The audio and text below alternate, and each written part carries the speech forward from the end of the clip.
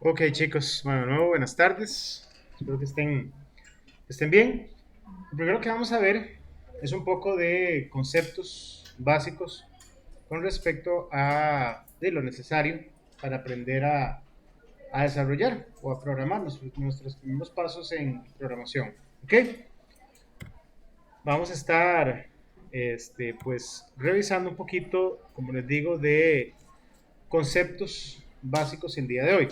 El primer concepto que quiero pues, ver con ustedes es el concepto de computación. O sea, en el contexto del curso, ¿se ve bien? Sí. En el contexto de este curso, vamos a llamar o lo vamos a tratar como un sinónimo de la palabra informática o del concepto de informática. Más, no son así como tan sinónimos que digamos, pero a este contexto pues los vamos a tratar como tales, ¿ok? Entonces, dice que se refiere a la tecnología desarrollada para el tratamiento automático de la información mediante el uso de computadores, ¿ok? Cuando hablamos de computadores en este contexto, hablamos de cualquier cosa que pueda procesar datos o pueda procesar información. Dígase una tablet, dígase una laptop, dígase un compu de escritorio como esta, dígase un mainframe, dígase un reloj inteligente, dígase un celular, cualquier cosa para nuestro contexto es computación.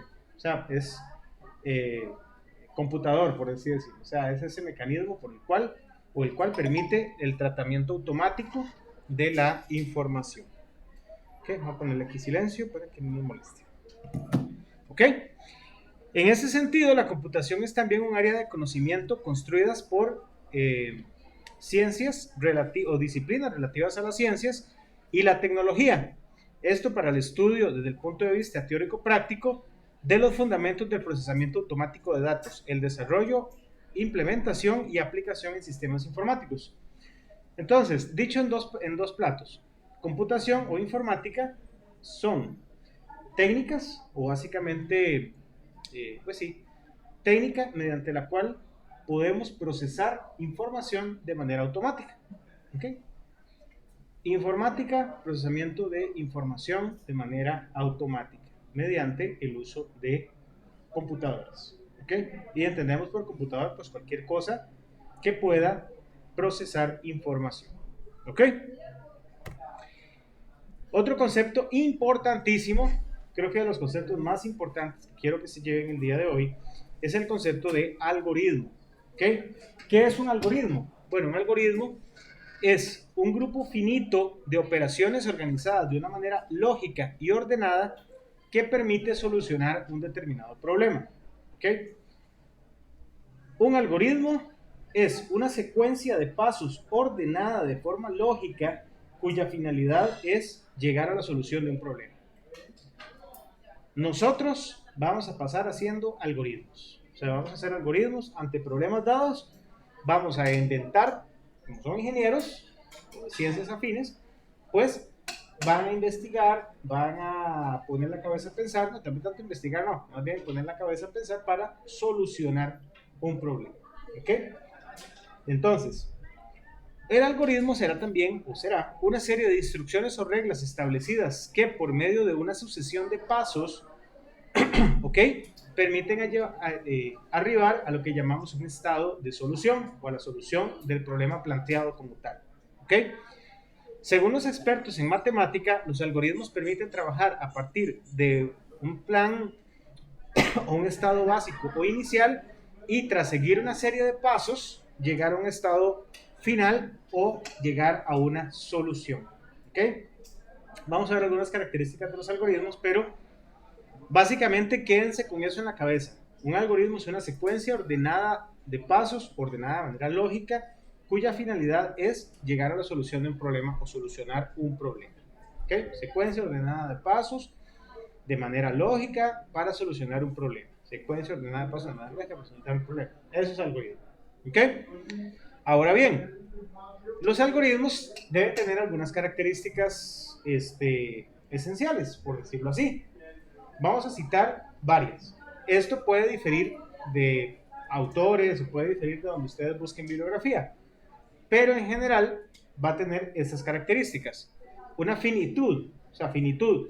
quiere decir que el algoritmo tiene que terminar en un determinado número de pasos. No puede quedarse en el aire sin terminar. O sea, tiene que finalizar sí o sí. ¿Ok? Definitividad. ¿Qué quiere decir esto? Bueno, básicamente cada paso del algoritmo debe definirse de manera precisa. Adicional, las acciones a realizar deben ser especificadas rigurosamente y sin ambigüedad. ¿Ok? ¿Por qué? Porque el algoritmo tiene que ser lo suficientemente preciso, definitivo, para que un paso me lleve a otro y me lleve a otro y me lleve a otro y al final llegar a la solución como tal. ¿Ok? Los algoritmos pueden tener en datos de entrada o pueden tener entradas que son, como le digo aquí, tiene 0 o más entradas y es la cantidad de datos de inicio que se requieren para que el algoritmo funcione. O sea, puede tener o no puede tener datos de entrada. ¿Ok? Y es importante, pues se conocen previamente, lógicamente, ¿verdad? Pues son datos de entrada para trabajar con ellos y llegar a la solución del problema. ¿Ok? Tiene una salida o más salidas. ¿Ok? Es decir, los datos o cantidades o la información que llegamos o que obtenemos al término de la aplicación del algoritmo. ¿Ok? Y estos pueden, lógicamente, tener relación con los datos de entrada, claro que sí, porque si los datos de entrada, pues son los datos de entrada, son el insumo para el algoritmo, hay un tratamiento ahí de datos, etcétera, y vamos a llegar a un resultado final. ¿Ok? Efectividad, otra de las características importantes que tienen que tener nuestros algoritmos. El algoritmo tiene que ser efectivo. ¿Ok? Eso significa que todas las operaciones tienen que ser lo suficientemente sencillas para ser realizadas de manera exacta y en un tiempo finito. ¿Ok? Parte importante, si un algoritmo no llega a la solución del problema, no es un algoritmo. ¿Por qué? Porque entre su definición tenemos que es una secuencia ordenada de pasos, ordenada de manera lógica, cuya finalidad es la solución de un problema. ¿Ok? Entonces, si no llega a la solución del problema, pues cumple todo lo demás, pero no es el algoritmo que soluciona el problema como tal. ¿Ok? Y como dice, tiene que ser efectivo. Cada paso tiene que ser efectivo, no pueden haber ambigüedades. Me tiene que llevar, tanto como la parte de definitividad, me tiene que llevar correctamente a el siguiente paso. ¿Ok? Y algo importante, legibilidad. ¿Ok? Esto quiere decir que la manera en que como escribimos el algoritmo, ya sea texto o algunas otras maneras de escribirlo, tienen que ser suficientemente claras, tanto para ustedes o para nosotros que escribimos el algoritmo, sino para alguien que lo va a leer o a interpretar. ¿Ok? Entonces tiene que ser legible. El algoritmo entonces es finito, termina. El algoritmo tiene que ser definitivo, cada paso se tiene que definir de manera precisa. Puede tener entradas, lo asustamos, puede tener entradas, tiene una o más salidas, tiene que ser efectivo, ¿ok? Eso quiere decir que las operaciones deben ser lo suficientemente sencillas para ser realizadas de manera correcta y tiene que ser legible, ¿ok? O sea, tiene que ser legible. Lleva rato sin dar clases en esta aula, se me ha olvidado ese ruido que se hace ahí, ¿verdad? Y cuando huele a café y todo es una tortura. ¿Le gusta el café? O a comida. ¿No le gusta el café? No, una tortura porque quiero ir a tomar café. Así. Ah, no, no, yo soy cafetero desde que tenía como un año. Mi abuelita me daba pan con café. Hace una lora. ¿Ok? Para ilustrar un poco las partes de un algoritmo, vemos la siguiente gráfica. Tenemos los datos de entrada, ¿ok? Las entradas del algoritmo, que son la información necesaria para llevarlo a cabo. El proceso, el cual es la secuencia de pasos que llevamos, ¿verdad? Todo ahí los pasos. Y la salida, que son los resultados. La salida primordial del algoritmo es la solución del problema, dependiendo del tipo de problema. E igualmente puede tener de uno a más elementos de salida. Sí, señor. ¿Cuál era después de salida? Efectividad. Ah, pero esta presentación está en la carpeta. Tiene que ser finito, definitivo, tiene entradas, salidas, efectivo y legible. Y legible. ¿Ok? Bueno, con esto nos queda un poco más claro tal vez la parte de cómo ver el algoritmo. Entonces, básicamente, todo lo que nosotros hacemos, estamos haciendo algún tipo de algoritmo, ¿no? Estamos haciendo algún tipo de algoritmo. Cuando ustedes se sientan y van a solucionar, qué sé yo, un examen, pues se sientan y hacen una secuencia ordenada de pasos para llegar a la solución de un problema. ¿Cuál es el problema? Pues la solución de una prueba, por ejemplo. Cuando ustedes se levantan y se vienen para la universidad, ¿verdad? Entonces, todo es una secuencia ordenada de pasos y de forma lógica, ¿verdad? ¿Por qué? Cuando ustedes se levantan, no sé, se duchan, se cambian, bajan, toman café o desayunan, lo que sea, bueno, se cambian, se visten, ¿verdad? Toman café o desayunan, whatever, salen de su casa, ya sea que conduzcan o que tomen algún tipo de transporte público, de la U, lo que sea, o caminen, se dirigen al centro de estudio, llegan al centro de estudio, ingresan al aula, se sientan, o sea, todos son pasos, y lógicos, ¿verdad? Bueno, y lógicos, ¿ok? Ordenados. ¿Por qué? Porque ustedes no se van primero a mudar, a vestir o a arreglarse. Arreglarse es otro término como raro, ¿verdad? O sea, ustedes no se van a chainear y luego se van a bañar. No, está como raro, ¿verdad? Eso no va. O sea, primero va al baño y luego va el cambiarse de ropa o el ponerse ropa. ¿Sí?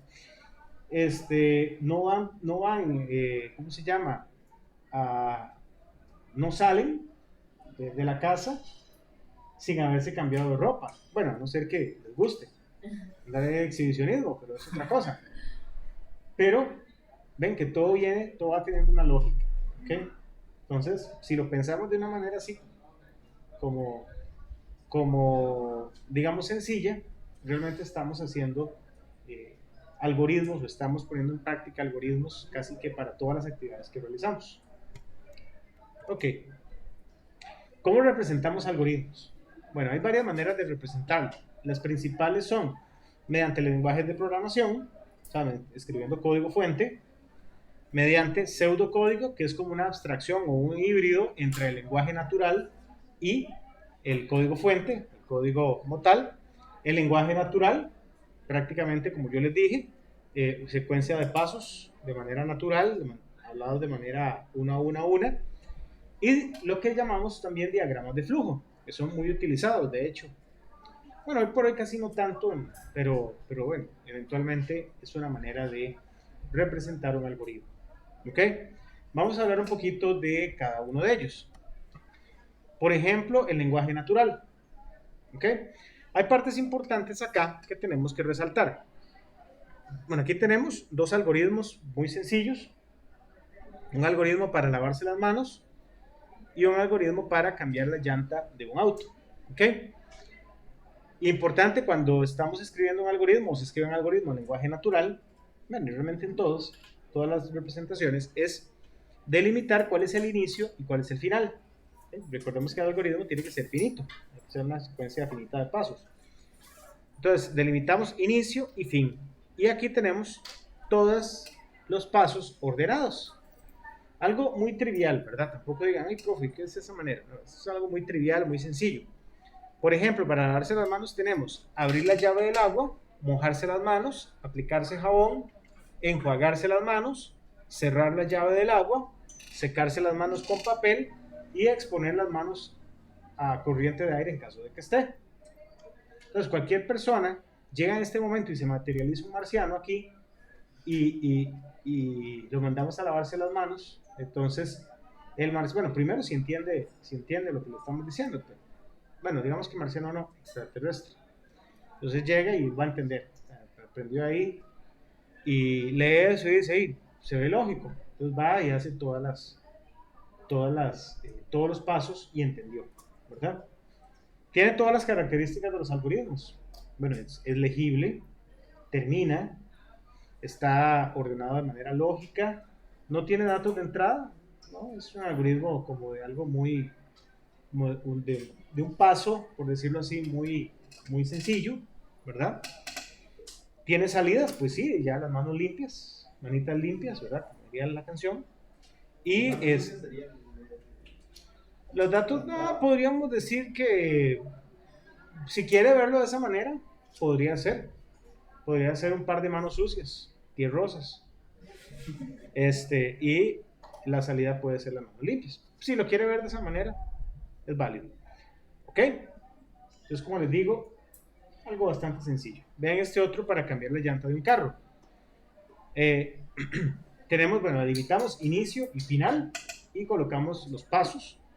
Levantar el auto con la gata, ¿verdad? Soltar y sacar, perdón, los tornillos de la llanta, quitar la llanta, colocar la llanta de repuesto, colocar y socar los tornillos, bajar la gata, y yo le pondría ahí otro que apretar bien los tornillos, porque si no, en la primera que ruede sale la llanta por allá, ¿verdad? Pero bueno, si alguien no sabe cambiar una llanta, bueno, esto es como muy intuitivo, pero si alguien no sabe, igual se materializa el extraterrestre y lo ponemos a cambiar la llanta, entonces pues sabe que eso es lo que tiene que hacer. ¿Ok? Como lo ven, no hay pasos ambiguos, o sea, no, por ejemplo, para lavarme las manos, no me puedo mojar las manos sin abrir la llave, ¿verdad? No puedo, qué sé yo, no puedo cerrar la llave del agua sin antes haberla abierto. Entonces, todos los pasos tienen que tener un orden lógico como tal. ¿Ok? El lenguaje natural básicamente es eso, o sea, como nosotros nos expresamos, pero de una manera un poquito más sistemática, más dando pasos, un paso a la vez. Pasos, pasos, pasos, pasos, pasos, pasos. ¿Verdad? ¿Cómo aprende, verdad, uno? Paso, paso por paso, ¿verdad? O sea, no, a uno, por lo general, para aprender bien, no le tiran una prosa ahí de cosas ahí, no, usted va paso por paso, paso por paso. ¿Okay? Básicamente eso es una representación en lenguaje natural. Ahora bien, un diagrama de flujo. Es un diagrama de flujo bastante escueto, bastante triste, pero por lo menos nos ilustra qué es un diagrama. De hecho, hay mucha teoría detrás de los diagramas de flujo, con cuáles símbolos utilizar. Hay representaciones para entradas, salidas de datos y un montón de cosas, pero esto es muy básico. Por ejemplo, tomar café o preparar café ante la necesidad la necesidad de consumirlo, ¿verdad? Entonces dice, quiero café. Bueno, empezamos. Un inicio, aquí no le pusimos el inicio porque no me cabía, pero inicio. Preguntamos, ese rombito que se ve ahí es el símbolo que se utiliza en diagramas de flujo para tomar una decisión, sí o no. O sea, para preguntar, ¿hay algo? ¿O pasa algo? ¿O se cumple tal cosa? Sí, me voy para un lado, no, me voy para el otro. O sea, eso lo que hace es como ramificar los pasos. ¿Okay? Entonces dice por acá, ¿hay café hecho? Sí. Bueno, entonces calentar, esto es como café rechinado. Calentar café. Si no hay café hecho, se va a otro proceso de hacer café. ¿Ok? Claro, ¿verdad? Ese de hacer café, por ejemplo, podríamos hacer otro algoritmo solo para hacer café, ¿verdad? Porque no es tan fácil como uno creería, ¿no? Simplemente ahí soplar y hacer botellas, ¿no? Por ejemplo, está el café chorreado, el café prensado, el café en percolador, el café, ¿cómo se llama? El coffee maker, el café en estas máquinas para hacer, por ejemplo, las Brito, las Nescafé y todas estas. O sea, todos tienen un procedimiento pues, diferente. Bueno, una vez que resolvimos el tema de si había o no había, se prepara o se calienta, entonces se sirve en una taza. Aquí le pones una taza y añadir azúcar o añadir dulce, o la gente lo toma sin azúcar también y sin dulce. Yo lo tomo sin dulce, sin azúcar, perdón, porque soy con sustituto, por ejemplo. Entonces ahí preguntamos, bueno, ¿está lo suficientemente dulce o está, digamos, acorde al gusto para tomar? En el caso de que no, pues se vuelve a agregar, digamos, azúcar o el endulzante según corresponde. Y en el caso de si ya está dulce y todo bien, pues termina el algoritmo. ¿Ok? Como les digo, un algoritmo pues bastante sencillo, pero para que vean cómo podemos representar una secuencia ordenada de pasos mediante un diagrama de flujo. ¿Ok? Pseudocódigo. Les comenté que el pseudocódigo es básicamente como un híbrido entre un lenguaje de programación y lenguaje natural. ¿Okay? En este caso es más tirado al lenguaje natural que al lenguaje de programación, porque no hay ningún lenguaje de programación bueno, sí hay que se parece, más o menos. ¿Okay? Vean por acá. Aquí vamos a ver algunas palabras que ahorita tal vez no tienen mucho sentido para nosotros, pero tranquilos. Bueno, este es un algoritmo sencillo para sumar dos valores y dejarlos en un tercer valor, al cual vamos a llamar resultado. ¿Ok? Entonces tenemos este algoritmo sumar, donde declaramos dos variables o tres variables. ¿Ok? Las variables son espacios con los cuales puedo interactuar, espacios en memoria. Después de ahorita vamos a ver qué es eso, los cuales puedo interactuar. Entonces estoy declarando tres cosas o tres variables. Un valor primero, un valor segundo, un número 1, un número 2 y un resultado. ¿Ok? Y ya después arrancamos con el algoritmo. Arrancamos con el algoritmo que dice escribir. Ese escribir quiere decir escribir en pantalla o escribir en papel o en algún lado que le diga al usuario, que le diga a la persona que está interactuando con el algoritmo que digite dos números para sumar. La persona usuario va a capturar, o el sistema va a capturar esos valores ingresados por la persona usuaria y los va a almacenar, los va a depositar en los dos contenedores que tenía, tanto el número 1 como el número 2. ¿Ok? Y aquí decimos que al resultado, con ese simbolito que vimos ahí, que apunta al resultado, le estamos asignando lo que tiene en este momento el número 1 más el número 2. Y después estamos escribiendo, o sea, estamos informando a la persona usuaria que la suma es igual a lo que se quedó en resultado. Y finalizamos. ¿Ok? Esto no es ni un lenguaje, o sea, no es ni código, ni tampoco es lenguaje natural. Pero si ustedes lo leen,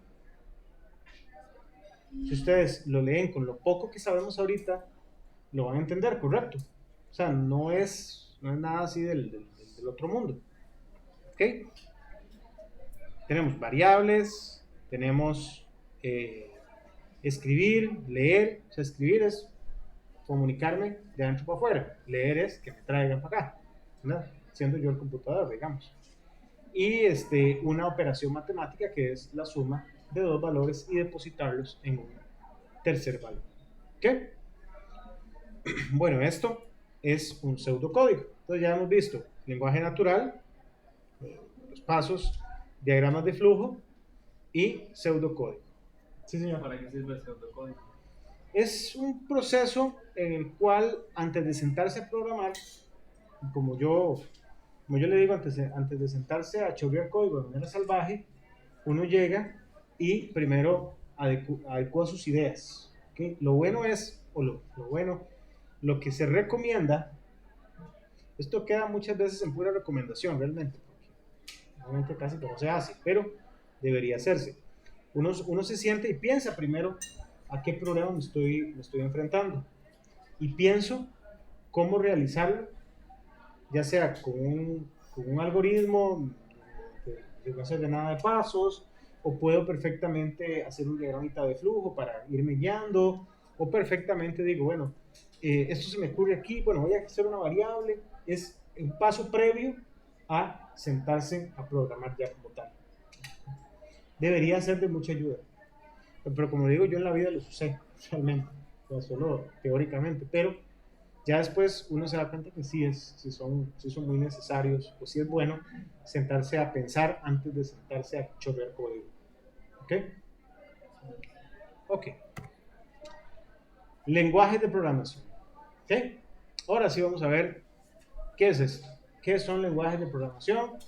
¿Cómo es que es el arroz acá? Primero vamos a ver el concepto como tal. ¿Ok?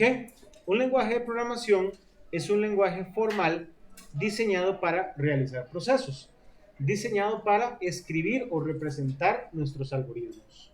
¿Ok?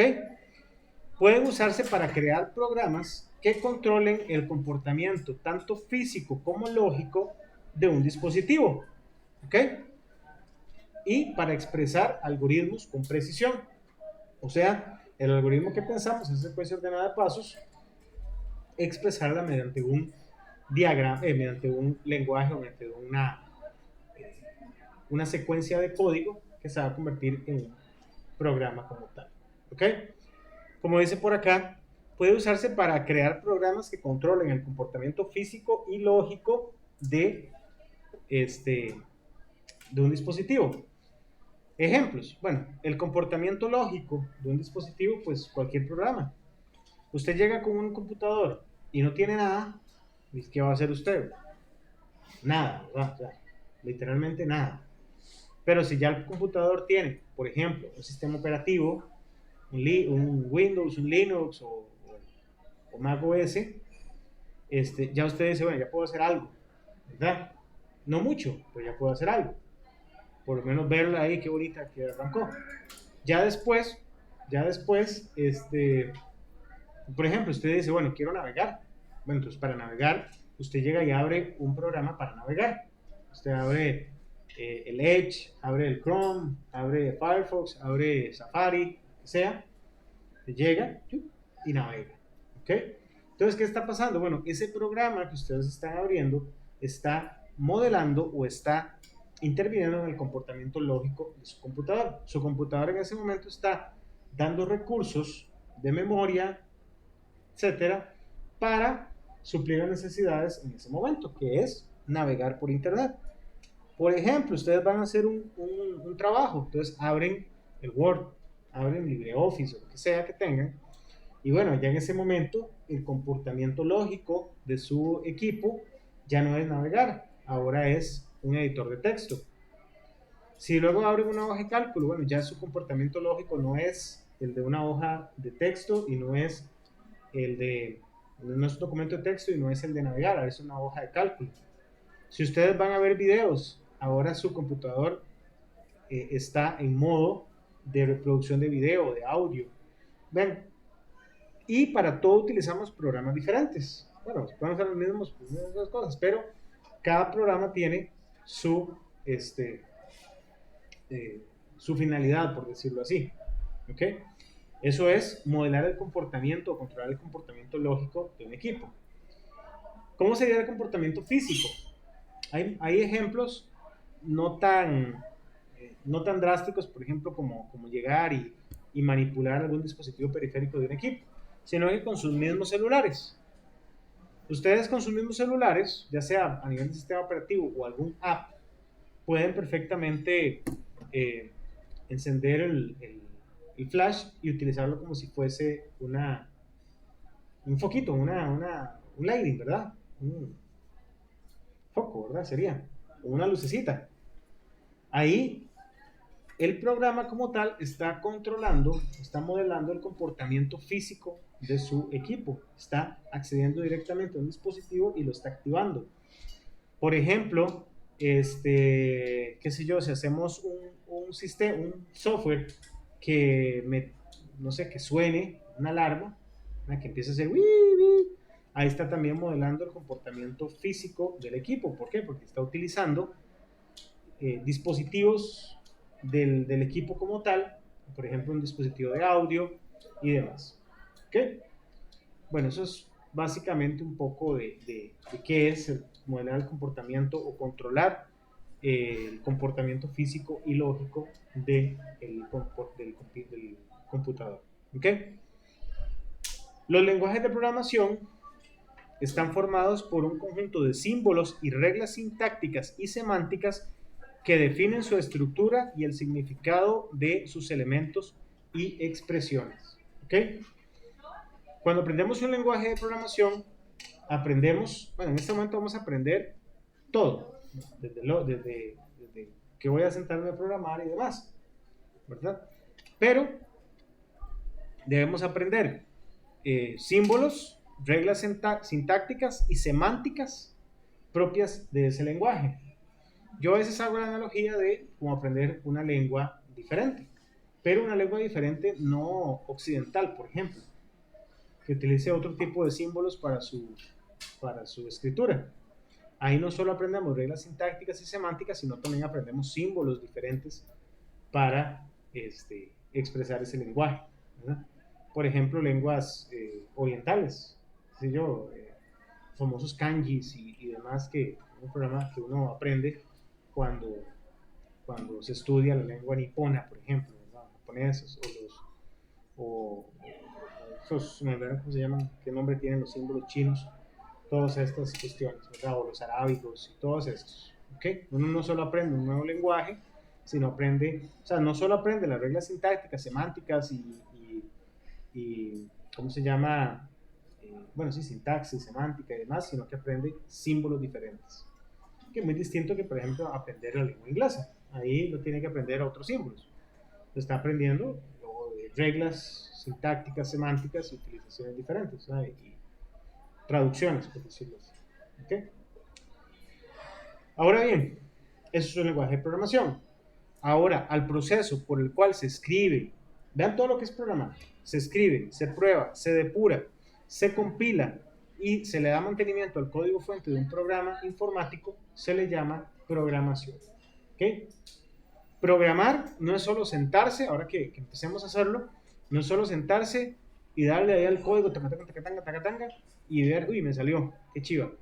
No, programar, bueno, es una parte de programar, pero programar es todo un proceso, como dice por acá, en el cual escribimos, que esa es la parte que estaban haciendo aquí, se prueba, o sea, se hacen pruebas de que el sistema funcione o el código funcione, se depura, o sea, basado en esas pruebas, si todo sale bien, buenísimo, y si no, pues hay que depurarlo, hay que corregirlo, se compila, ya vamos a ver qué es ese concepto, pero básicamente es traducirle lo que estamos escribiendo en el lenguaje de programación, traducir el lenguaje máquina, que ya vamos a ver qué es, y se le da mantenimiento al código. No es que lo escribimos una vez, funcionó y chao, y lo presionamos y que jueguesela.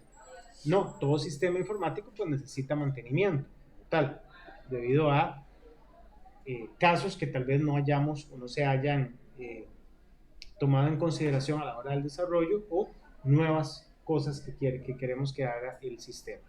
¿Okay? Todo eso lo englobamos en el concepto de programación. ¿Okay? ¿Qué tal hasta ahora? ¿Van entendiendo? Está sencillo, está medio aburrido, pero está sencillo. Ahorita esto se pone bonito. Vamos a hablar de algunos lenguajes. Vamos a hablar de dos tipos o dos familias de lenguajes.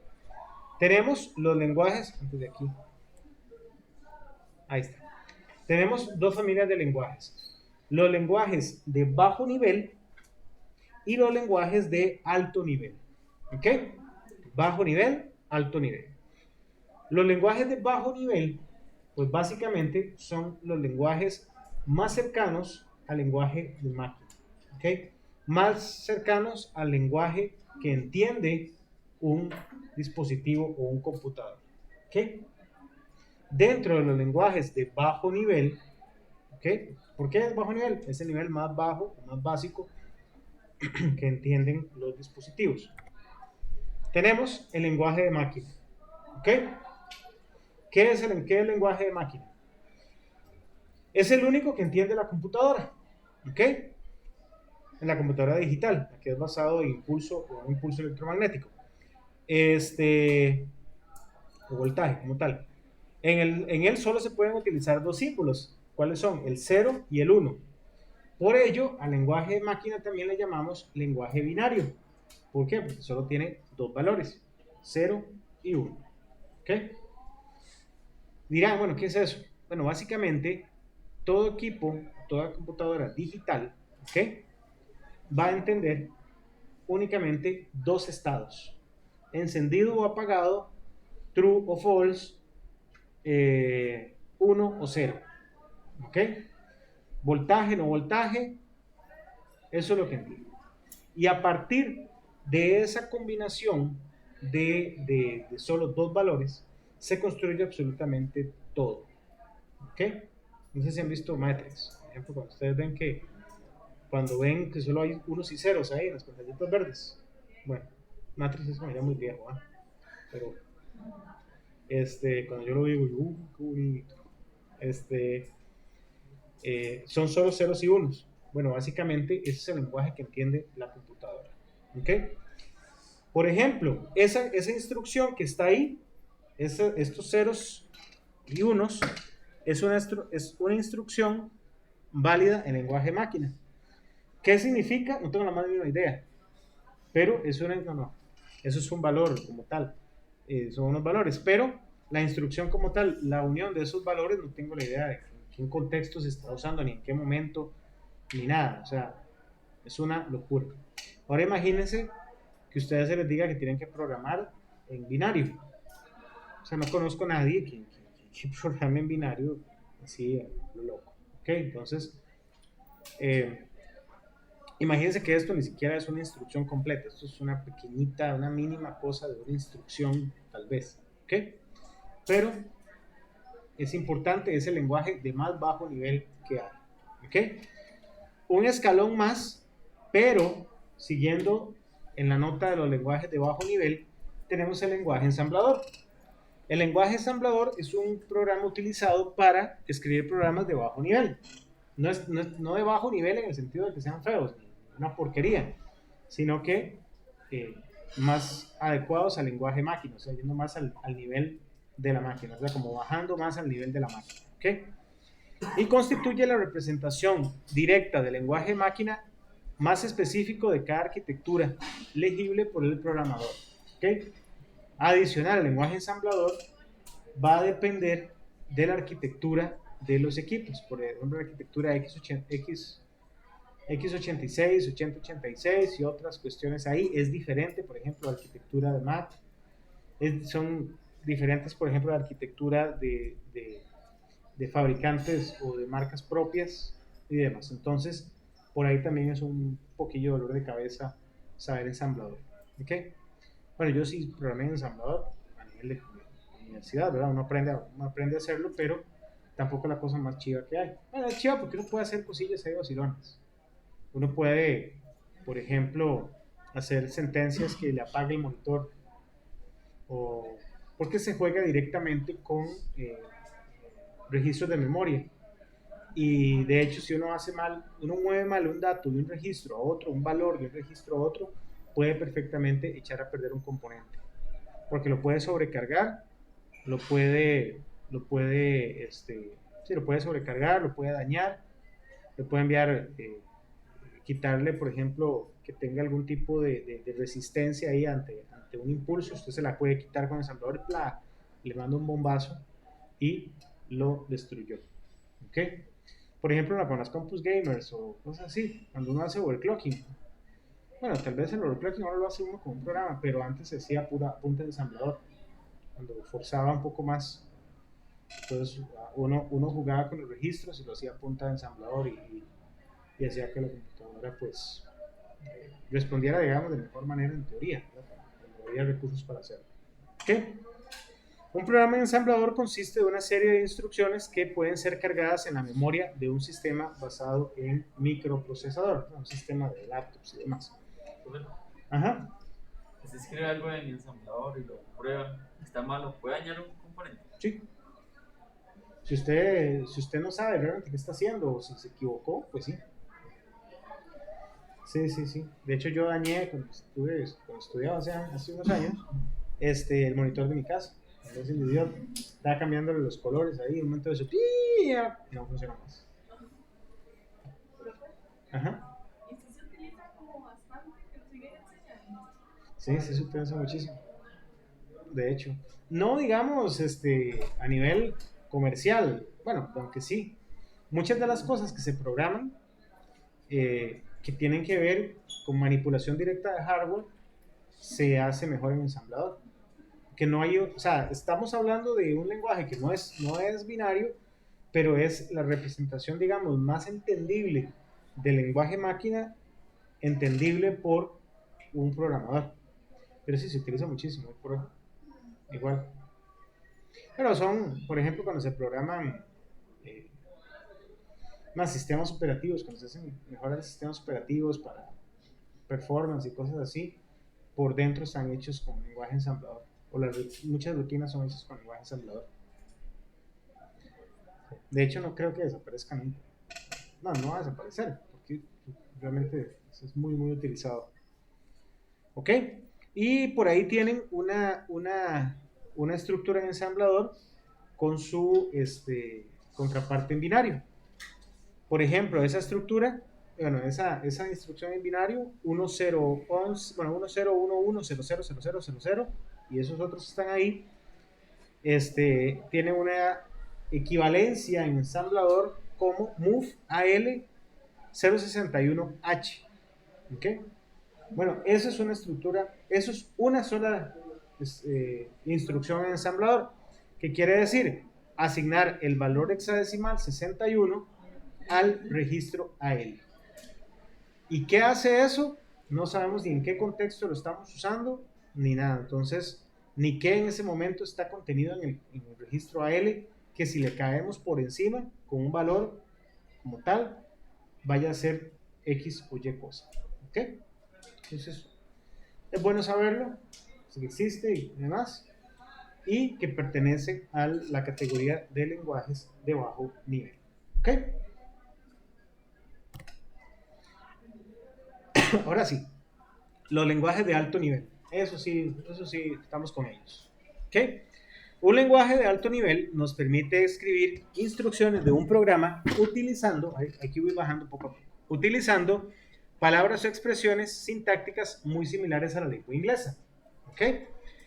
Por ejemplo, en Java y ¿cómo se llama? Python, hay instrucciones como case, if, for, while, entre otras para construir instrucciones como tales. Muchísimas de las instrucciones, de hecho, pues, la mayoría de comandos, instrucciones que vamos a ir viendo y ejecuciones en Python son de lengua inglesa. De hecho, muy parecido a Java, C#, de hecho, de ahí viene. Entonces hay instrucciones como for, como while, como if, else, ¿cómo se llama? Bueno, sí, for, while, if, y otras palabras que vamos viendo que son, pues, expresiones en lengua inglesa. ¿Ok? Una instrucción en un lenguaje de alto nivel X cualquiera puede ser esa. If número es mayor que 0, imprima, el número es positivo. ¿Ok? Eso es una instrucción en un lenguaje cualquiera. No es Python, no es Java, no es nada. Es un lenguaje X cualquiera. ¿Ok? Pero ya es algo un poquito más entendible por nosotros. Bueno, tiene que ser entendible sí o sí, porque si no, no van a aprender.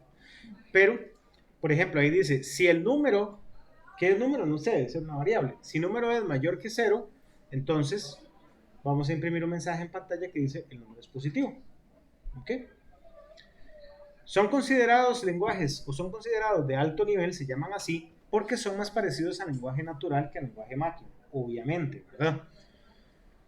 Y más lejanos al lenguaje máquina, como les decía. En otras palabras, utilizan una fuerte abstracción de los detalles de la computadora. ¿Ok? Entonces dirán, bueno, entonces ¿por qué ensamblador? ¿Por qué lenguaje máquina? Bueno, sencillamente porque la máquina no entiende un pepino de ningún lenguaje de alto nivel, sin un intérprete, o lo que llamamos un compilador, o un intérprete básicamente. ¿Ok? Con este pequeño gráfico y nos quedamos un poco mejor ilustrados, donde vemos instrucciones en lenguaje de máquina, varias instrucciones o conjuntos de instrucciones en lenguaje máquina forman instrucciones en lenguaje ensamblador, ¿verdad? Y a su vez múltiples instrucciones de lenguaje ensamblador nos van a proveer o se van a convertir en instrucciones en lenguaje de alto nivel. ¿Ok? Entonces, una instrucción de alto nivel engloba múltiples instrucciones en ensamblador y estas a su vez engloban un montón de instrucciones en lenguaje de máquina, o sea, en ceros y unos. Ok, ahora sí, como les decía, todo muy bonito, una fuerte abstracción del lenguaje máquina y todo muy chiva, pero simplemente la computadora no entiende nada, ni de Python, ni de C++, ni de Java, ni de la esta, ni de la otra, ni de aquí, ni de allá. Entonces, ¿para qué funcionan? Bueno, no es que se quede así al garete, sino que existe una cosa que se llama un compilador y un proceso que se llama compilación para traducir las instrucciones que escribimos en lenguaje de alto nivel a precisamente lenguaje de máquina. ¿Ok? Como dice por acá, para traducir las instrucciones de un lenguaje escrito de un programa escrito en lenguaje de alto nivel a instrucciones al lenguaje de máquina, hay que utilizar un programa llamado compilador. El compilador es un programa que recibe como datos de entrada el código fuente de un programa escrito por un programador y genera como salida un conjunto de instrucciones escritas en lenguaje binario, que es lo que la computadora va a entender. ¿Okay? Entonces por ahí se ilustra un poco el proceso. La instrucción en lenguaje de alto nivel, ¿verdad? Esas if, else y todas esas cosillas que vimos ahí, que ahorita después vemos que son, pasan por ese proceso de compilación donde van y se traducen y se dejan. La salida de ese proceso va a ser una serie de instrucciones en lenguaje de máquina. Ahí sí, la computadora dice, muy bonito todo, ahora sí, ya le entendí. Entonces voy a ejecutar lo que usted me está diciendo. ¿Ok? Antes había que programar por un lado, sí señor. No, entonces un lenguaje de programación, básicamente, unas tareas, cuando crea un nuevo lenguaje de programación, lo que hace es agarrar principios del ensamblador, después le pasa. No precisamente del ensamblador, sino que utiliza principios de otros lenguajes. Por ejemplo, Python, que vamos a aprender, utiliza todavía una abstracción todavía mayor, un lenguaje todavía, digamos, de más alto nivel, pareciéndose más al lenguaje humano, que por ejemplo Java o C++, que son sus predecesores. Bueno, no predecesores porque todos se utilizan de una manera al mismo nivel, sino que de los cuales se tomó base para hacerlo, por ejemplo. ¿Ok? Básicamente, entonces, lo importante es saber que es de alto nivel porque son son entendibles por nosotros y demás, y requerimos un programa llamado compilador para traducirlo al lenguaje máquina. Como les comentaba antes, antes uno programaba ahí en lo que sea, en lo que se pudiera. Bueno, uno no, yo tampoco no, yo no lo hice así, pero informáticos de la muy vieja escuela, pues antes programaban en cualquier otra cosa y iban un proceso aparte para compilar y después de eso para ejecutar otro proceso aparte. Ahora ya existen, y hace mucho tiempo también cuando yo empecé esto hace, ¿cómo se llama? En los 80, en los 70, no había nacido. Entonces ya existen lo que se llaman IDEs, que son interfaces para programar, interfaces de desarrollo, que ya tienen todo. Tienen, ¿cómo se llama? Editores de texto, tienen el compilador y tienen un montón de cosas más para hacer la vida un poquito más fácil. ¿Okay? Aunque existe mucha gente que le gusta hacer todo por aparte. A mí no. Pero hay mucha gente que le gusta hacer todo por aparte, escribir el programa y luego compilarlo aparte y todo. Pero ya existen un montón de herramientas para hacerlo. Por ejemplo, nosotros vamos a utilizar varios IDEs que ustedes quieran. Podemos utilizar Anaconda, podemos utilizar Visual Code, podemos utilizar... ¿A qué se refiere exactamente cuando dice compilar? Compilar es traducir las instrucciones en lenguaje de alto nivel, traducirlas al lenguaje máquina.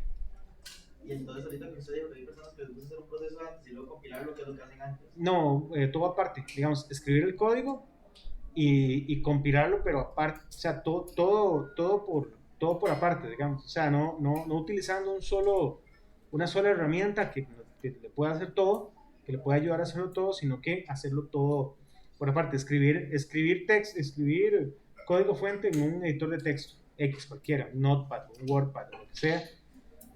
Luego hacer un proceso aparte para compilar el programa y después ejecutarlo. Yo no soy de eso, me gusta hacerlo todo más fácil. Ajá. Es que me genera una pregunta. Digamos, si usamos la función condicionada, o sea, digamos en Python, if then, Ujú. ya alguien tiene, digamos, No existe if then, existe if. bueno, If then es en Pascal.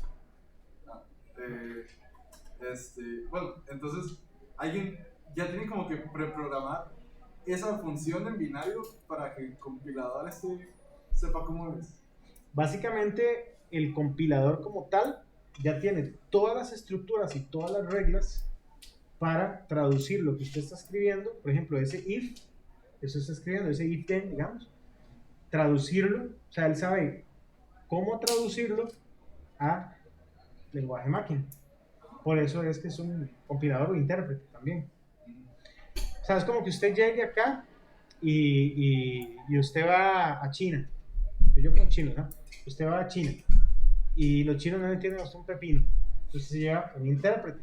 Usted habla y el chino le hace todo el asunto, le dice y ya le dice, y le dice el coso. Jálala con fuerza, nada más, creo. Ok. Sí, o sea, básicamente el compilador ya tiene como Una base de datos conocimiento. Ok. Ajá, sí, correcto. Muchas gracias. O sea, es que y también son diferentes compiladores para cada lenguaje.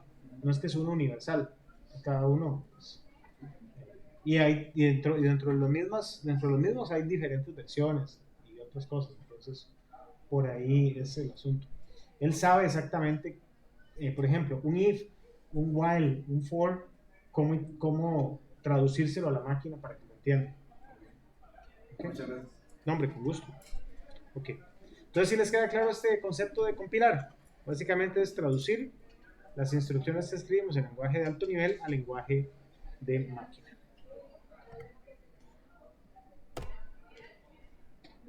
Ok. Vamos a ver. Vamos a pensar un ratillo. Ya hemos visto dos conceptos que a mi manera son, pues, de los más importantes. El concepto como tal de algoritmo. ¿Verdad? ¿Quién me lo repite? A ver si les pegó.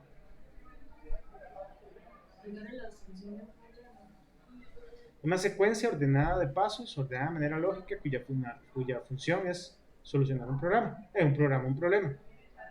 ¿Ok? También vimos algunos conceptos de computación y demás. Sabemos que es un lenguaje de programación, una serie de reglas sintácticas, semánticas. Con fuerza. Una serie de reglas sintácticas y gracias. Una serie de reglas sintácticas y semánticas, como tal. Sabemos el concepto de compilador, traducir las instrucciones escritas en lenguaje de máquina, el lenguaje de alto nivel al lenguaje máquina. Ahora hay otro concepto que me gustaría conversar. Bueno, ya podemos pensar un poquillo. Si yo les digo a ustedes que piensen en el concepto de paradigma, ¿qué se imaginan?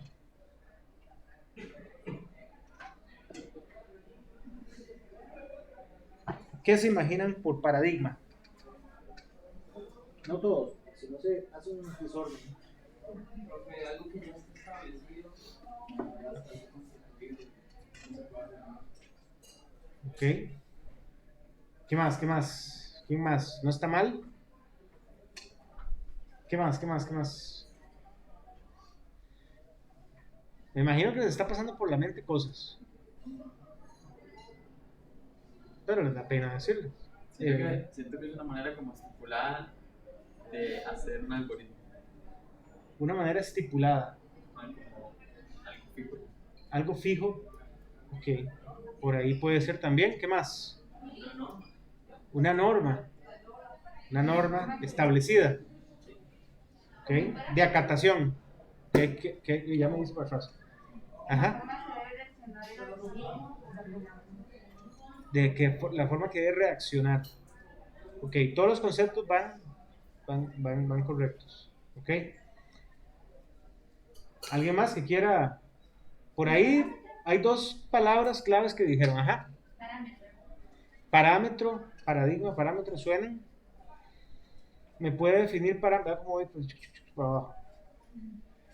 Podría, sí, podríamos decir, vea cómo voy hasta que ya me para abajo. ¿Ok? ¿Alguien más? ¿Alguien más? Por ahí esos conceptos que habían dicho, ¿vos habías dicho? Una manera estipulada. Es una algoritmo. Estipulada. Una norma, una manera predeterminada, había dicho el compañero. ¿Algún sinónimo que se les ocurra de eso? Fórmula. Reglas. ¿Quién dijo reglas? Sí está bien. Orden. Reglas está bien. Ok. Bueno, andan bien. Andan bien por la parte de los conceptos. Un paradigma básicamente es un modelo a seguir, dicho en dos platos. ¿Ok?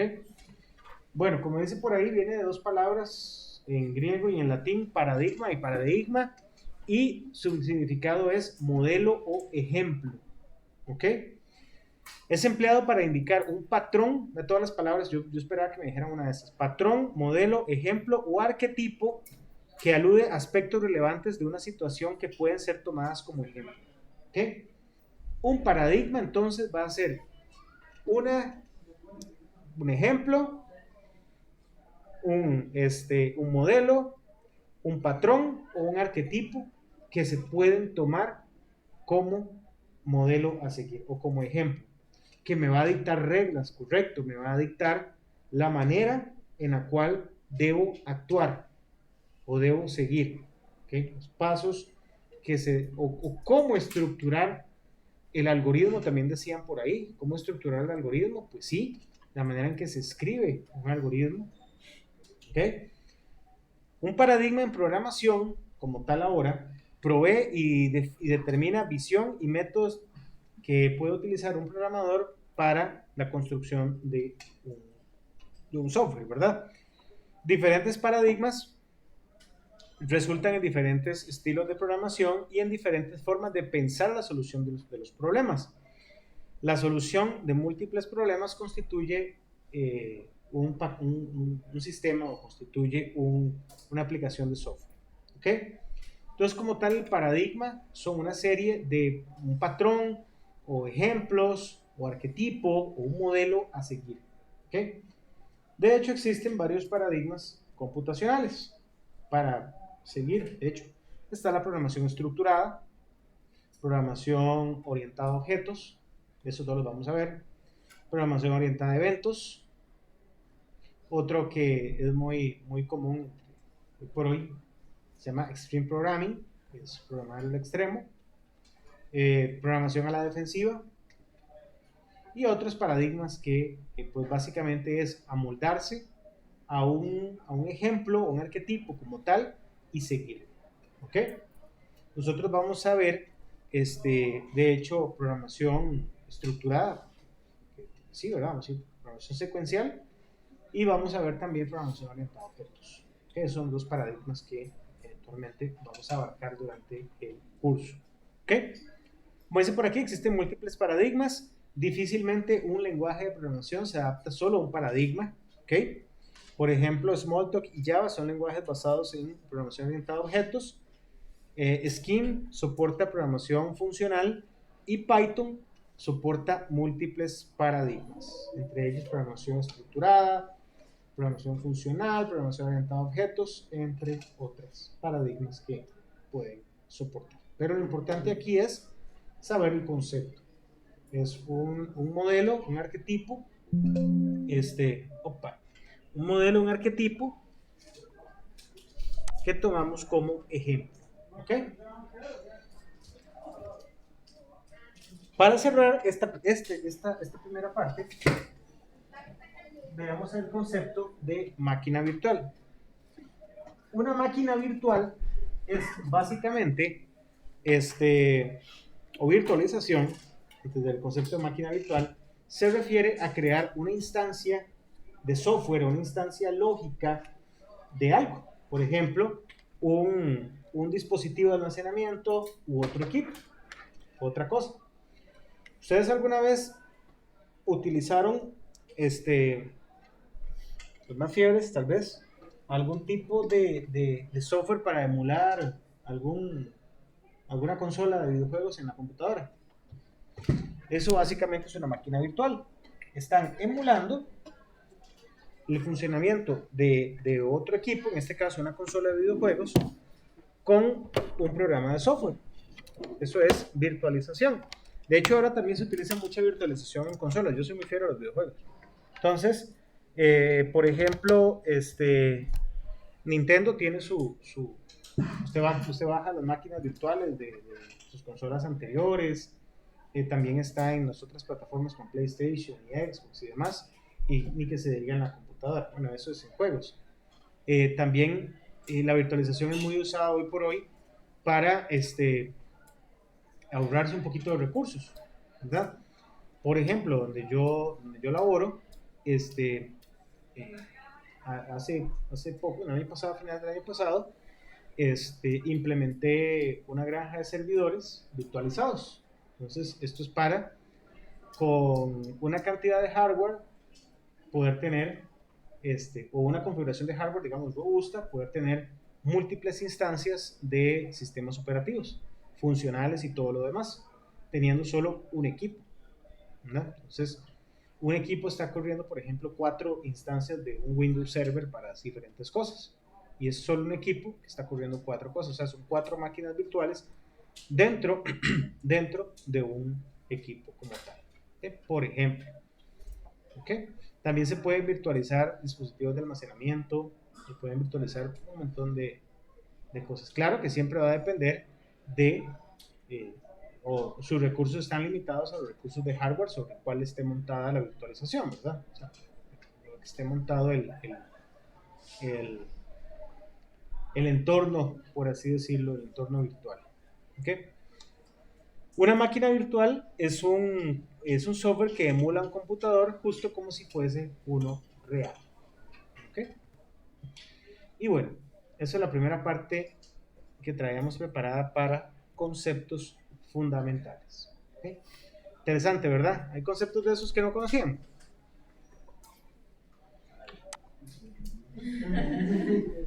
Algo o todo. Es importante. ¿Ok? 8 y 12. No lo voy a hacer de 18 y 12. Tampoco lo voy a hacer salir súper tarde. Pero sí es bueno que empecemos a ver algunas otras cosas acá. ¿Ok? Bueno, vamos a ir viendo un poquito también de la parte introductoria referente a sistemas numéricos.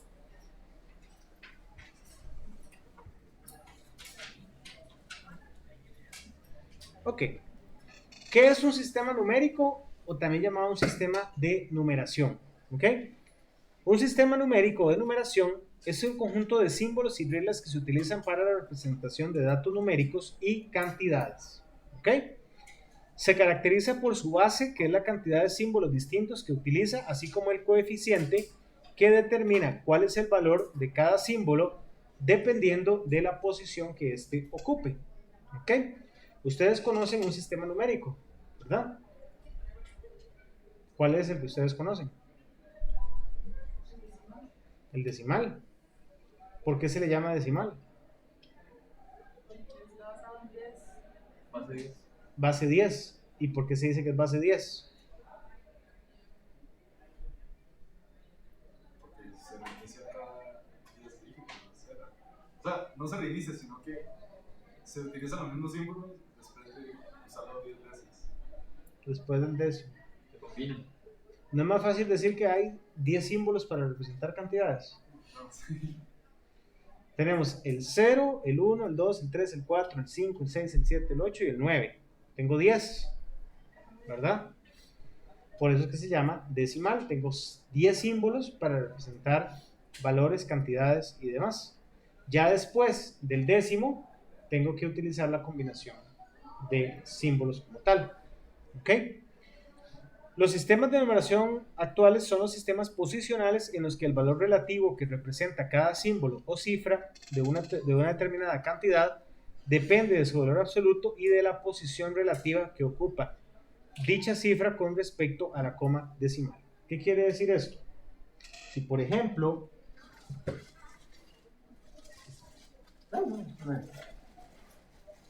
Si por ejemplo tengo un valor como el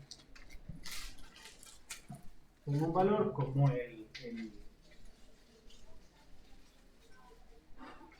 a poner cualquier valor aquí. ¿Qué? Tengo un valor, por ejemplo, como el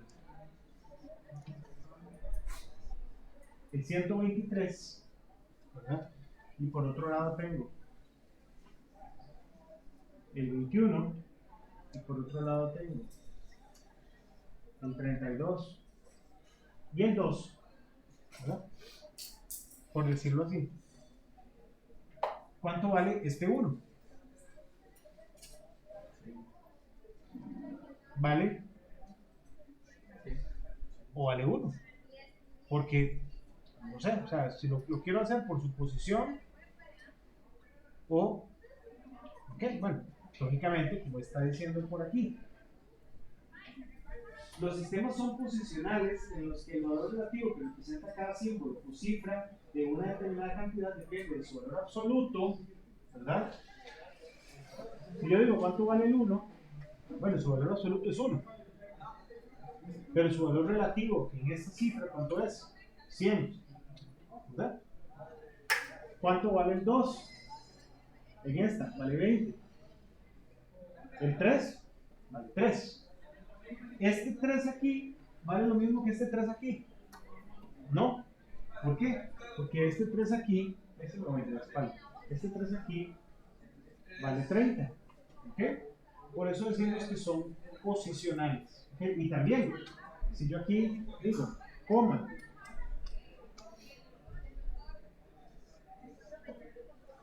este mismo 3 vale otra cosa. Aquí será 3 décimas. ¿Verdad? Este mismo 2 aquí vale otra cosa.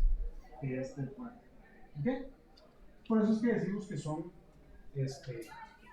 posicionales. Van a depender de su valor relativo, ¿verdad? Claro, otra cosa, como les dije, es el valor que tiene ahí, el valor como tal del dígito. Ok. Los principales o los sistemas numéricos que más nos interesan son 3.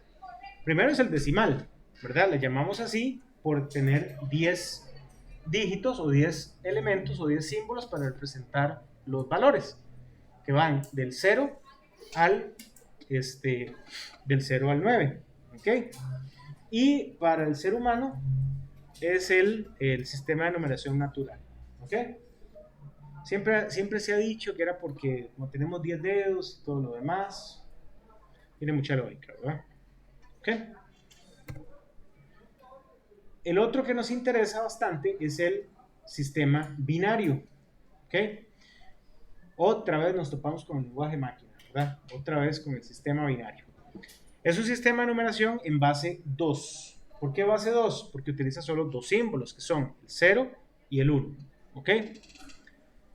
Las computadoras trabajan internamente con dos niveles de voltaje, por lo que su sistema de numeración natural es el binario, ¿verdad? Como para nosotros el natural es el decimal, para el computador el natural de ellos es el sistema binario, en donde el 1 quiere decir encendido o presencia de voltaje y el 0 quiere decir apagado o ausencia de voltaje. ¿Ok? ¿Todo claro? Cada cifra o dígito de un valor representado en este sistema se denomina bit. BIT es el acrónimo de Binary Digit. ¿Ok?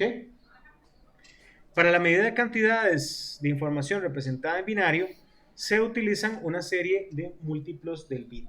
¿Ok? Entonces, por ejemplo, en una expresión en binario, ¿okay? Cualquiera, por ejemplo esta, 1, 0, 0, 1, 1, 0. Cada uno de estos elementos es lo que llamamos un bit. ¿Okay? Un bit. Y un bit puede tener dos valores, verdadero o falso. 1 o 0, encendido o apagado. ¿Ok? Eso es un bit. Por eso es que la computadora, pues básicamente, no entiende. Solo entiende si hay o no voltaje como tal. ¿Ok? Como les decía, para representar las cantidades de, unidades de almacenamiento, por ejemplo, utilizamos los llamados múltiplos del bit. ¿Ok? Entonces tenemos por ahí, el bit es como que dice la unidad mínima de información. ¿Ok? Es la unidad mínima, todo bien, y listo. Tenemos, ahora bien, 8 bits, o sea, 8 ceros o unos juntitos forman un byte. ¿Ok? Y un byte es un carácter. ¿Ok? Por ejemplo, como dice por ahí, un byte es una letra, un número, un símbolo de puntuación. Por ejemplo, no es que este sea el valor, pero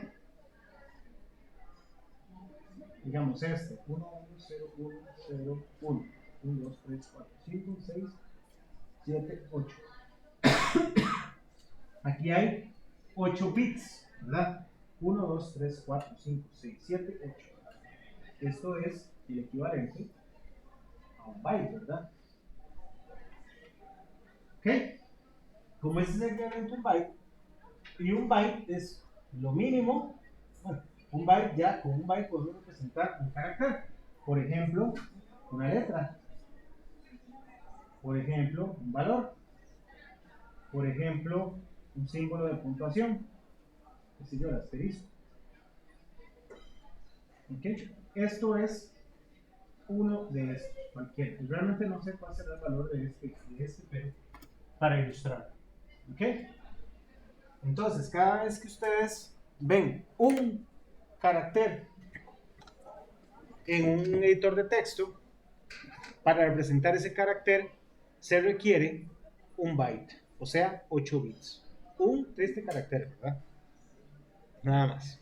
¿Ok? Bueno, esos dos son como los más básicos. A partir de ellos, a partir de esos dos, a partir más bien del byte, ya vienen lo que son los múltiplos del byte para representar unidades de medida de almacenamiento interno en el computador. Entonces tenemos 1024 bytes es igual a un kilobyte, ¿okay? O un KB. ¿Okay? Hoy por hoy no hay nada de un KB, ¿verdad? O sea, nada, realmente. ¿Okay?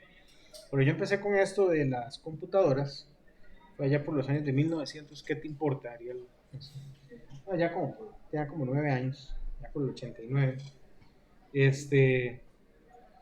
Yo me acuerdo que había una casa con discos así, grandotes ahí de 5 y cuarto, y creo que lo que tenía era como 128K de memoria RAM, y eso era un avión, una cosa de locos. Y los almacenamientos eran así, de 500K, 512K, ¿me estaban asustando? 512K o esas cosas. Los discos eran así, esos de 5 y cuarto eran una cuestión ahí de locos, ¿verdad? Ahora, por ejemplo, cuando yo empecé ya, digamos, a estudiar formalmente en el colegio técnico, en el año 96, pues andaba en disquetes, era 1.44 megas los disquetes, andaba los disquetes ahí para arriba, una fiebre. Yo ahí empecé mi vida de piratería, pirateando jueguitos, y en el colegio estaba Windows 95 y me lo engaleté ahí en disquetes para llevarlo a la casa, porque tenía 311 y después ya estaba en Windows 95. Pero como 20 disquetes, 30, 50. No, creo que eran 12 disquetes. Para Windows. Para Windows 95, sí. Eran 12 disquetes. Imagínense, 12 disquetes, multipliquen 1.44 megas por 12. O sea, estamos hablando de 20 megas. O sea, no era nada. O sea, realmente 20 megas para un sistema operativo no era nada. Pero así estábamos hablando, ¿ok? Y así fue, ahí empecé yo esta vida de piratería que me trajo hasta aquí. ¿Ok? Hasta aquí, hasta enseñarles ustedes, ve, el crimen paga. Después de los kilobytes, 1024 kilobytes equivalen a 1 megabyte. O sea, imagínense, ¿qué es mío? O uno mío. Imagínense que, ajá, ¿Hay otra razón por la que sea 1024? por ser el sistema binario, son potencia de 2. Son potencias de base 2. 2 a la 1, 2 a la 2, 2 a la 3, 2 a la 0, 2 a la 1, 2 a la 2, 2 a la 3, 2 a la 4, 2 a la 1, 0, 2 a la 1, 0, 2 a la 0, 1, 2 a la 1, 2, 2 a la 2, 4, 2 a la 3, 8, y ahí para arriba. Todo, ¿por qué son así? Por ser potencias de base 2. ¿Ok? Entonces imagínense, si lo llevamos a, bueno, 1 kilobyte son 1024 bytes. Entonces si multiplicamos eso por 8 para obtener los bits, y después lo multiplicamos otra vez por 1024 para obtener la cantidad de bits que hay en 1 megabyte. Todavía 1 megabyte hoy por hoy, un documento de texto chiquito, ¿verdad? Sin mucho formato de nada, pero prácticamente también no hay nada de 1 megabyte. Ahora vienen ya las medidas como más populachas. Por ejemplo, el gigabyte. El gigabyte son 1024 megabytes. Después sale el terabyte, que son 1024 gigabytes.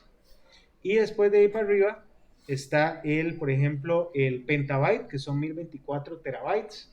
Y de ahí para arriba hay más unidades de almacenamiento como tales. ¿Ok? Pero bueno, imagínense ahí, eso serían, bueno, ese número que por vergüenza no lo voy a decir, pero luego no sé. Ahí hay, bueno, la verdad que ese numerote grandote, cantidad de bytes, están por ahí. ¿No? Ok. No sé si lo han escuchado hablar, se los presento, es el sistema hexadecimal. ¿Ok?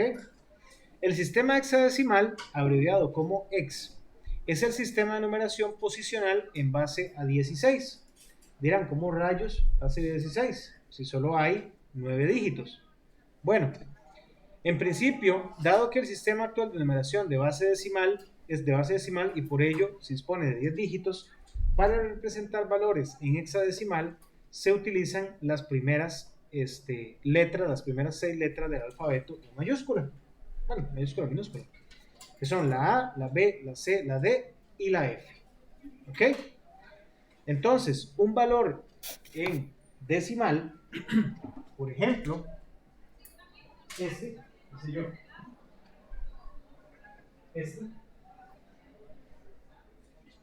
cuando trabajamos múltiples bases, es importante conocer qué base estamos trabajando. Este valor es diferente de 1, 0 en base 16. Y también este es diferente de 1, 0 en base 2. ¿Ven? Por ejemplo, este es el 10 normal como el silvestre. Cuando trabajamos en hexadecimal, estamos trabajando con valores 1, 2, 3, 4, 5, 6, 7, 8, 9, A, B, C, D, E, F. ¿Qué pasa aquí? Cuando yo el decimal 6, 7, 8, 9. Cuando ya se me acaban los valores, 24, aparece como triste, ese 4. Empezamos a utilizar el primero era el 0, de hecho. Pero un 0 a la izquierda no vale. Entonces, esto es como que si aquí tuviera un 0. Pues tomamos el 1. 1 y empezamos. Cuando llegamos aquí, pasa igual. Tomamos el 1 y empezamos. Si quisiéramos hacer una equivalencia, este sería igual al 10 en decimal, este sería el 11, este sería el 12 Este sería el 13, y vamos a para allá, ¿verdad? 14, 10, 11, 12, 10, 11, 12, 13, 14 y 15, ¿verdad? Y este vendría siendo el equivalente al 16 en base 10. ¿Okay? Yo vuelvo a esa multiplicación. ¿Ok? Y pasa exactamente igual con el sistema binario. Con el sistema binario igual empezamos aquí. 0, 1. Ya se me acabaron. Ajá. No, el 10 no sería el 6. Es que la era el 11. Ay, sí, perdón. Gracias.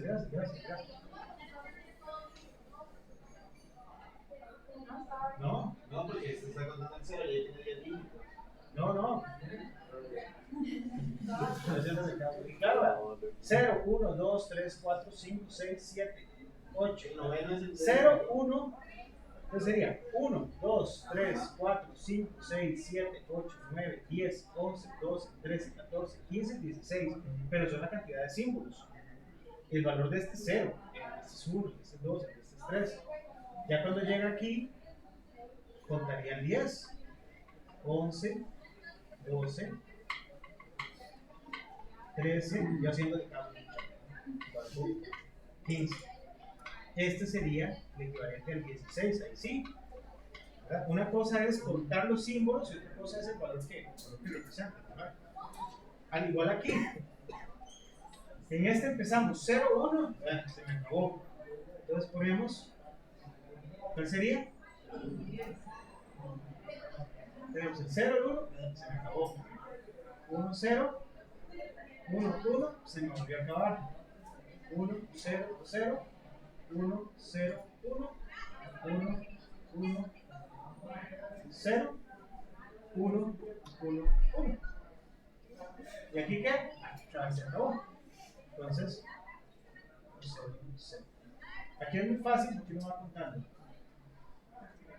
Aquí va de 1 en 1, aquí van de 2 en 2, y aquí van de 4 en 4. Aquí sería. Y este sería 1, 1, este sería 0, 1, y este para abajo. ¿Verdad? ¿Ok? Entonces ven, por ejemplo, este es el equivalente al 2 en base 10. Este es el equivalente al 3 en base 10. 4, 5, 6, 7, digamos, este es el equivalente al 8 en base 10 y este es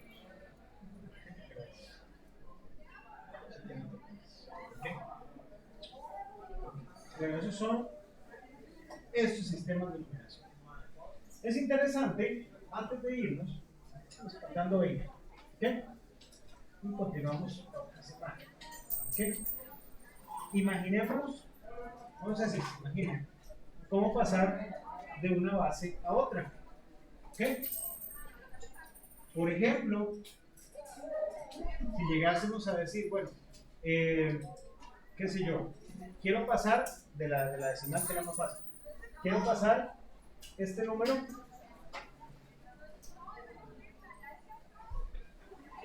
$39 de base 10,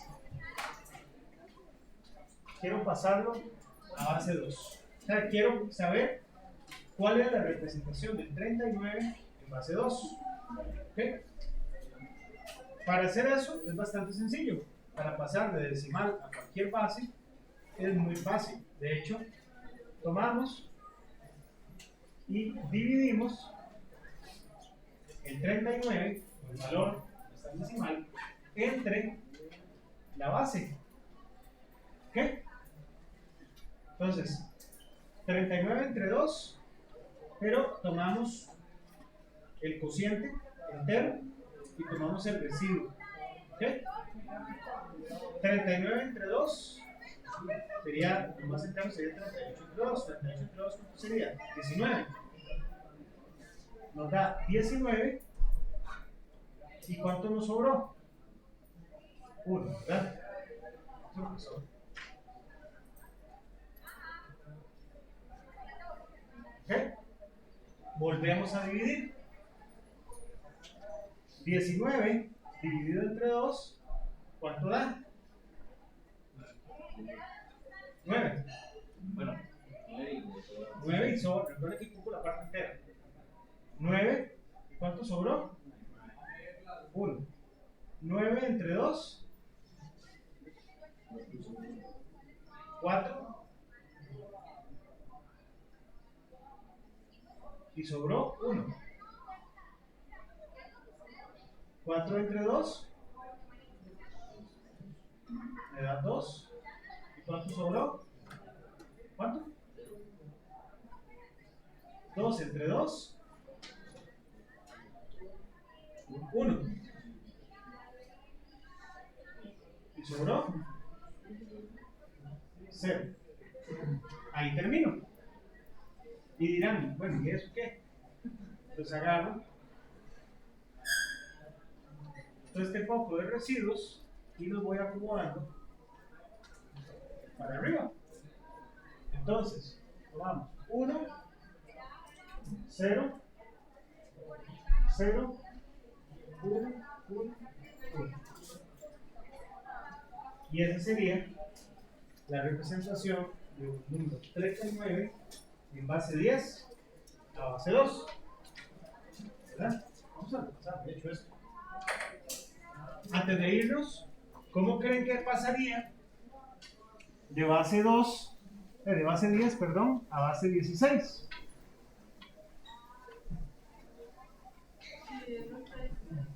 Dividiendo entre 16. ¿Ok? Tienen que alguien saque la cálculo porque para hacerlo más rápido. ¿Ok? Por ejemplo, 4326. Vamos a pasarlo de base 10 a base 16. ¿Ok? Entonces vamos a empezar. 4326 entre 2. ¿Cuánto nos da? Entre 2, entre 16, disculpen. Eso es muy sencillo. Me dicen, si lo hacen con cálculo, me dicen lo que está antes del decimal. Y luego toman lo que está después del decimal y lo multiplican por 16. 270. ¿Cuánto me da? 270. 270. ¿Y cuánto nos sobró? 6000. No, no puede ser. 6. O sea, toman el punto, Ah, ok. eso, y lo multiplican por 16. Sí, 6. 6. Perfecto. 270 entre 16. 270 entre 16. También este residuo aquí. 270 entre 16 me dio 16. Mucho más cerrado. Sobran 15. ¿Ok? 14. Masillas de 15. 14. ¿Ok? 16 entre 16 me da 1. ¿Y sobró? Mucho más exacto. ¿Ok? Y ahora sí. Entonces nos vamos de aquí para arriba y decimos 4326 es 1, 0, 1, 0. El 14 sería A, B, C, D, E, F. El 14 sería la A es 10, B es 11, 12, 13, 14, A, B, C, D. 14 era E.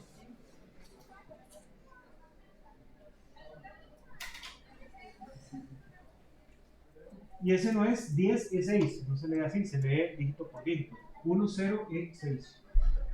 Al igual que cuando estamos en decimal, en binario. 1, 0, 1, 1, 0. ¿Ok? Todos hacemos más ejercicios como este, pero realmente con esta manera de pasarlos pueden pasar de base 10 a cualquier base. ¿Ok? Para la próxima clase veremos al revés. Muy sencillo. Vamos a pasar de cualquier base a base 10. ¿Ok? Bueno chicos, que les vaya muy bien. Gracias. Si pueden darse de alta en Telegram para estar conversando, para conversar, no, para darles anuncios ahí, cualquier cosa. Dale, profe. Bueno, con gusto.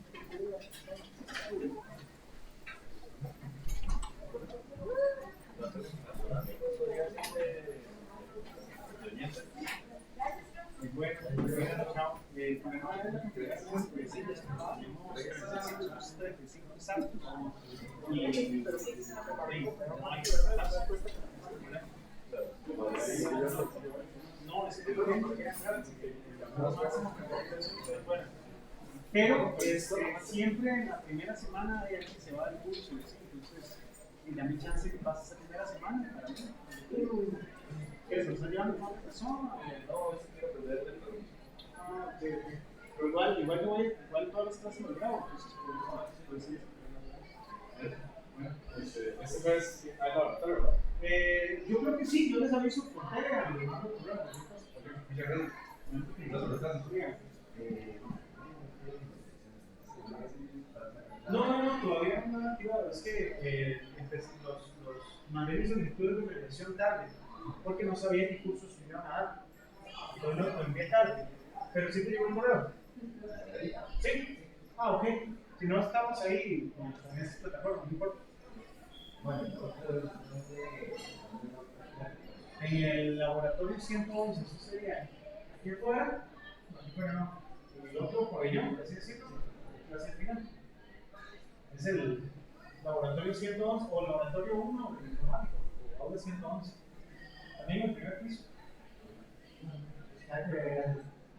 Una duda más personal, digamos. Sí. Estaba pensando yo en matricular, meterme a un técnico de. Sí, un diplomado de analista